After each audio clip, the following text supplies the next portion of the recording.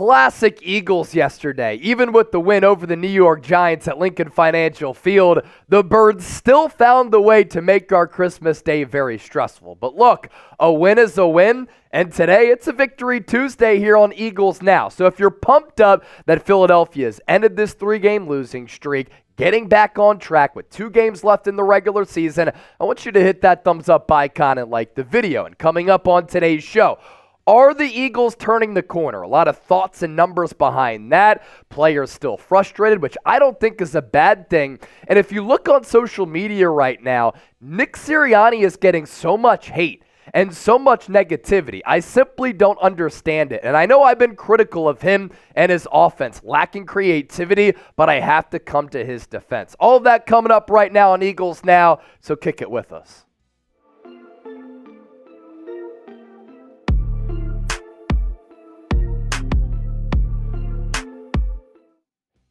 This is Philadelphia Eagles Now. I'm Chase Sr., and today's show is presented by Manscaped. Hope all of you out there had a great Christmas, and now your shortened week is off to a good start. And if you're still on vacation, I hope you're having a great time. You'll have a great time with Manscaped, the best men's grooming products in the industry. And this is why I love everything that Manscaped has to offer. I'm one of 9 million men worldwide who have purchased their products and trust them to provide all the necessary essentials for us to look good on our face with their beard products, but also below the waist for your significant other. Safeguard technology, because they care about you. Great battery life. All of their razors last a really, really long time. And what I love about Manscaped, bang for my buck. They're durable products and high quality. 20% off for the Bird Gang at manscaped.com/chat. Promo code chat. We'll tell you more about them coming up later on in today's show, but also that link for you is available in the comment section as well as in the description of this video. Christmas might be in the rear view. It is never too late to hop on the Manscaped wagon. Let's first start off today's show by addressing some of the good that comes out of yesterday's Christmas Day victory over the New York Giants. The simple one, Philadelphia Eagles able to end their 3-game losing streak. They badly needed to get back into the win column, and they were able to do that even though it was a really stressful game. Philadelphia is also back on top in the NFC East. How about them Cowboys losing on Christmas Eve to the Miami Dolphins? That allows Philadelphia, with their 11 wins, to go back on top in the NFC East and bump up from the 5th seed to the 2 seed in the NFC playoff picture. Philadelphia's offense finally looked like the unit that we've been waiting for, at least to a certain degree. This is a team that had failed to score more than 20 points over those 3 losses. And they were able to drop more than 30 points against New York, and they thoroughly outplayed the Giants despite only winning by 8. 200 more yards than the G-Men, twice as many third downs, and yards per play, they won that battle easily, 6.3 to 4.9. You look further at some of the numbers that come out of this game, and the Eagles dominated this football game. Were they inconsistent? Did they make things hairy and a little bit close late?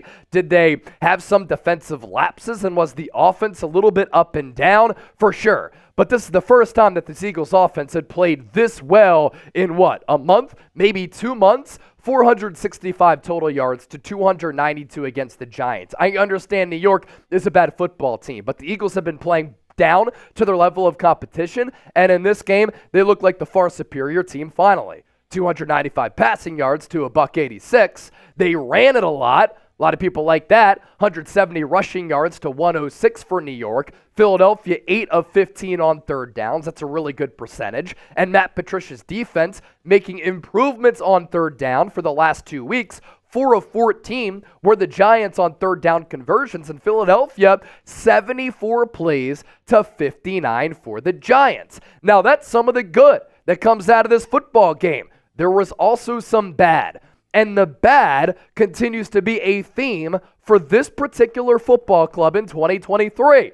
Philadelphia has turned the football over so much this year, and they're turning it over, and then defensively, they're not getting after the quarterback. That was once again a problem against a bad Giants offensive line, and they're not forcing turnovers. And the 2 turnovers for the Eagles led to 14 Giants points. They don't turn the football over in that game. It is not even close, and they're able to cover that line, I think, of 13.5, 14 points. Philadelphia turning the football over, also being sloppy. Penalized 9 times for 65 yards. And it seems as though the penalties always come at inopportune times, and it really stops all the momentum that the Eagles are able to establish. So the sloppy and undisciplined play continues to be an issue that has been lingering for this team. And the offense did what they couldn't do against Seattle. It looked as though they closed this game out. They marched right down the field. A statement DeAndre Swift drive. Jalen Hurts completing that 3rd and 20 play to A.J. Brown, where he stepped up in the pocket, stepped up, lofted that ball, and layered it in there over Isaiah Simmons, and they scored that touchdown to make it a 2-score game. And then what happens? Secondary breakdown. They gave up a 69-yard score from Tyrod Taylor to Darius Slayton on that deep ball. Those types of things can't happen because that is what can cost you a playoff game. And you go back to the consistent theme. This is why a lot of Eagles fans are very, very frustrated with what has transpired really from game 1 all the way through week 16 here. The Eagles have continuously shot themselves in the foot time and time again. And it's a dangerous way to play football. I've thrown out this term over the last couple of weeks. You're playing with fire. And when you play dangerous games, you win dangerous prizes. And when was the last time, ask yourself this question, that the Eagles played a full 60-minute football game? This team is littered with a bunch of future Hall of Famers, All-Pros and Pro Bowlers. They have too much talent to be this spotty. And the story of the season for the Eagles, Philadelphia's been turning it over. They're committing bad penalties, which is really stopping all of their momentum on the offensive side of the football because they're moving the ball and then they're giving it away in opponent's territory, taking opportunities to score points off the scoreboard. And while the Eagles are turning it over, they're also not forcing turnovers either. And the turnovers that they do commit often come at costly times, and they give the opposition a chance to put points on the scoreboard to make these games closer or to have these games flip on a switch, which has resulted in losses for Philadelphia. So this sloppiness has continued, and it's really on the coaching staff led by Nick Sirianni. He has his fingerprints across this organization, and when the team is committing penalties and they're turning the football over and they're so inconsistent and they're having these offensive lapses and defensive lapses and not playing up to their standard, not playing up to their potential, that is a coaching problem. But also at the same time, all of that cannot be directed toward just Sirianni. The penalties and the turnovers are also on the players. Like when Jalen Hurts throws that interception on the pick 6 to Adoree Jackson when Dallas Goedert, of course, slips on the out route, the Eagles backed themselves up after it looked as though they were going to score a touchdown. Jordan Mailata committing the penalty. And when that happens, it's been a cumulative effect for the Eagles where when things go rolling downhill in a bad direction, things snowball on the Eagles. And they have had this inability to really turn it around and avoid those types of circumstances, which they did avoid last year. And that's why partially they were such a dominant team. And this Eagles team this year in 2023, you watch them, you watch Kansas City. Both the Chiefs and the Eagles in the Super Bowl last year have looked disjointed. They've looked really tense. And that goes to show you that year-over-year success in the National Football League is very difficult to sustain.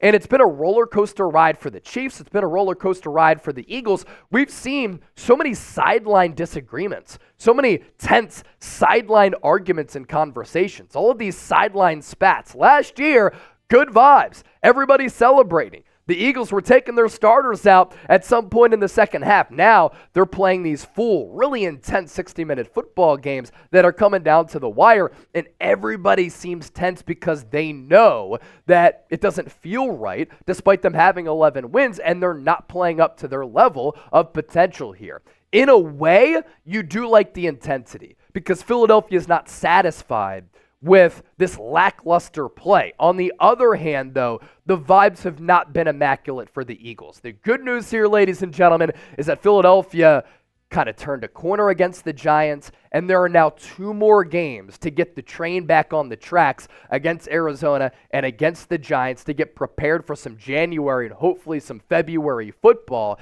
And this Eagles team has been resilient.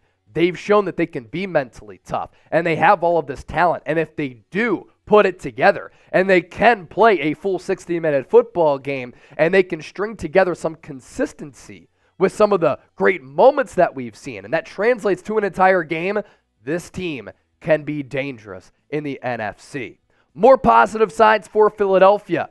Shout out to Nick Sirianni, Brian Johnson, Aaron Moorhead, and this offensive coaching staff. I think they may have watched Philadelphia Eagles now, because what have I been talking about in the last 2 weeks on the show here? We need to see more pre-snap motion. Philadelphia's 32nd in the NFL. We need to see more offensive creativity. In an era when you're watching offenses like the San Francisco 49ers and the Miami Dolphins and the Buffalo Bills and the Los Angeles Rams and the Dallas Cowboys, Shane Steichen's Colts, he's maximizing his team, running a lot more pre-snap motion, whereas Philadelphia is 32nd. There's really no excuse to not run more pre-snap motion. It helps put your players in a position to succeed. It helps identify what the defense is doing, man or zone.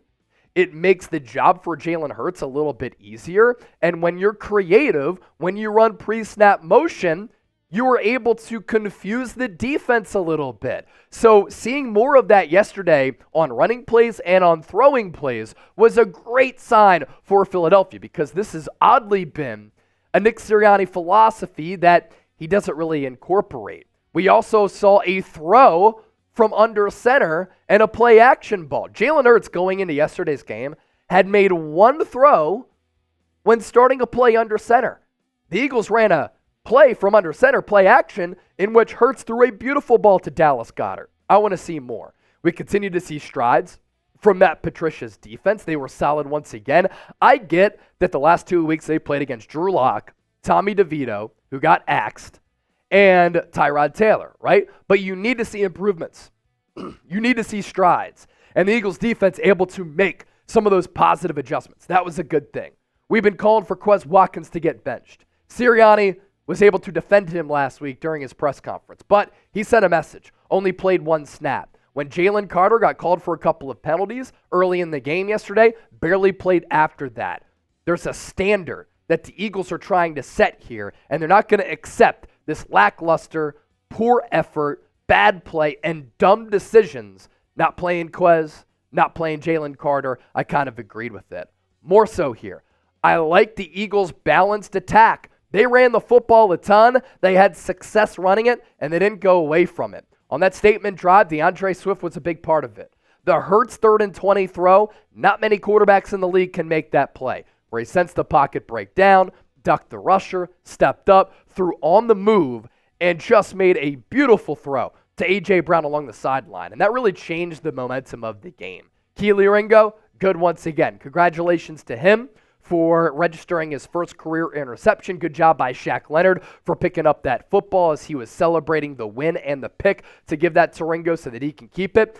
And these issues with the Eagles, some people say they commit a lot of penalties and they're turning it over. They're not correctable. I actually think they are correctable. Stop turning the football over, make better decisions, and stop committing penalties. So does this win yesterday make you believe in the birds? Type B for believe, D for doubter. Let me know what you're thinking and how you're feeling about this team down in the comments section. I also want to say thank you to the Bird Gang for supporting the show yesterday. Our watch party went crazy. 115,000 views on our watch party on Christmas Day nonetheless. So I know a lot of you were busy still watching the show. We appreciate that. And in the process, we surpassed 69,000 subscribers. If you want daily coverage on the Eagles, hit that sub button right now. So still to come, are the Eagles turning the corner? They looked as though they were at least a little bit. More on that coming up. Also, players still frustrated, and I have to address the Nick Sirianni negativity here on the show as well. But first, Eagles Now, as I mentioned off the top, is presented by Manscaped. A great deal for all of you, 20% off and free shipping, manscaped.com/chat. I want you all to step into 2024 with a lot of confidence, and thanks to Manscaped, you can have your resolutions met and hairs neatly kept. As the new year approaches, why not make self-improvements a breeze and take care of yourself by keeping your body well groomed? We're introducing Manscaped's Performance Package 5.0 Ultra, the ultimate all-inconclusive kit designed to help you feel clean cut and confident as you should. Featuring the powerhouse Lawnmower 5.0 Ultra, the next generation trimmer ensures precision and ease when tackling your toughest hairs, just like the Eagles were tackling well against the Giants yesterday. So kick off 2024 with the trim above the rest. Use the code CHAT at manscaped.com/chat for 20% off and free shipping. We are going to put this link for you down in the comment section, as well as in the description of this video, and we appreciate Manscaped for making today's show possible. Let's get to segment number 2, issue number 2, talking point number 2 on today's Eagles Now. Philadelphia Eagles players are frustrated. We saw it with Hassan Reddick in that sideline disagreement with the Eagles linebackers coach when Nick Sirianni called that timeout. Nick Sirianni came over, told him to get back on the field. We saw that with DeVonta Smith stepping in. Now, the camera guy for the Fox broadcast who showed DeVonta Smith stepping in there with Nick Sirianni did say that Sirianni and Smitty at the end of the game did hug, and they were seen embracing one another in the locker room. Of course, the broadcast didn't show that because they like drama, and this is a drama type of show that is the NFL. But I don't think that Eagles players being frustrated is necessarily a bad thing, and here's why. Let me ask you this question out there. Whatever line of work that you're in, whatever type of physical fitness goal that you're trying to meet, especially as we turn the page on 2023 and we shift gears to 2024, are you content with being good, or do you want to strive for greatness? Are you about personal growth? Are you about perseverance? Are you about bettering yourself? In any occupation in life, we should always be looking for ways to get better, to improve, to make strides, to tap into our fullest potential. We have one life to live, ladies and gentlemen. Why not maximize this one life? And for football players, for athletes, they have one career. There's a finite amount of time that they can capitalize to tap into their athletic greatness. And in a team-wide sport like the game of football, in which it takes synergy and 11 players on every single play to do their job to be successful, and when this Eagles team, they look around in the locker room and they see future Hall of Famers, all pros and Pro Bowlers, and they see that they have 11 wins, but they're not playing up to their potential, they're not playing up to their standard, and they're very frustrated with the lack of consistency, with the avoidable mistakes that they continue to make by them continuing to turn the football over, having lapses on each side of the ball, and with this coaching staff not fully doing their jobs. These players, these coaches, they have a right to be frustrated. Keep in mind that to be a less than 1%er, to be a professional athlete, you have to be uber competitive.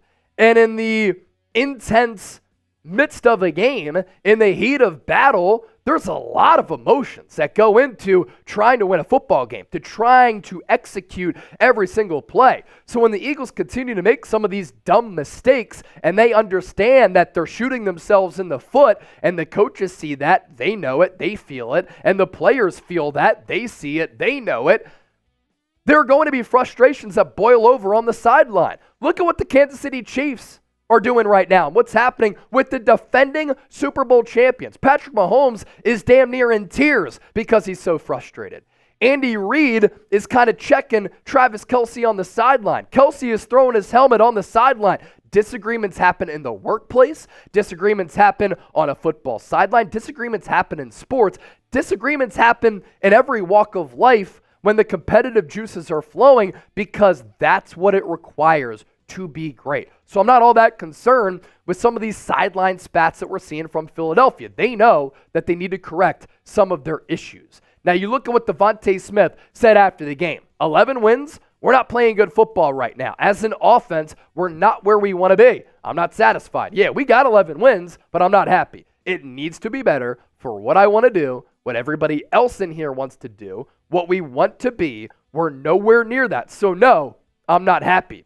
Spot the lie from DeVonta Smith. You can't. And is there anything wrong with what he said? Producer Chip and I put a lot of effort and a lot of time into doing our shows on Eagles now and 76ers now. If we have a bad watch party, if we have a bad show, we're not going to be happy about that. We have a standard here at Chat Sports. We want to meet that, and we're not going to accept being mediocre. We're not going to accept failing and fledgling numbers here on the show. We want to strive for greatness, and if we know that we can do better, we're going to strive for that, and we're going to call each other out, and we're going to push one another. Here's what Jordan Mailata said after the win. We have high standards, and it's hard when you know that there's so many opportunities that you know were left out there. A win is always going to be a win, but it's not going to feel great. It feels good. It's not going to feel great. I think it's just the high standard in this locker room. With this Eagles organization, there is a standard, and there are levels to this. A team that is consistently bad in professional sports does not have a standard. They don't have expectations. They don't know what it takes to be great. For Philadelphia, in my lifetime, they have made it to 5 NFC championship games under Andy Reid. They made it to another one with Doug Peterson and another one under Nick Sirianni. That is 7 NFC championship games and 3 Super Bowl appearances in my 31 years of existence. This has been one of the most well-run organizations in the game. No team has won more games than the Eagles in the last 2 years. So there is a standard to be met for the Eagles, and they understand that. Nick Sirianni knows that, and he's at the head of this culture right now. You hope that you're getting close at this point. We know we have better football in us to be 11-4 and to still have better football left in you. That's encouraging, but let's go. We have to get there. Fixing penalties, fixing miscues, fixing sloppiness. All of these things are correctable. It takes everybody having to do their job, but all of these things are correctable. More from DeVonta Smith. I have all the confidence in the world that we can fix it. I'm never going to doubt that we're going to be able to fix it, but we're running out of time. We've got 2 weeks. We've got 2 weeks to get it together. Step number 1, getting a win and playing better against the New York Giants. Eagles able to do that. Step number 2, do the same against the Arizona Cardinals and improve. Step number 3, you go into MetLife, up by 95, you dominate the New York Giants, you continue to get back on track, and then that's 3 consecutive wins. And what does that do? That gives you confidence going into the playoffs, and it gives you a sample size of playing solid football going into the biggest stretch of the season where you need to have it in the playoffs. If you want to contact me to talk some Eagles, hit me up on X, Instagram, at Chase_Senior. Also, feel free to shoot me an email as well, chase@chatsports.com. Sometimes it's even easier to interact with all of you on email because I got these fat-ass fingers, and sometimes typing on my phone, it's a pain in the ass. I do want to round out today's show with addressing all of the Nick Sirianni hate.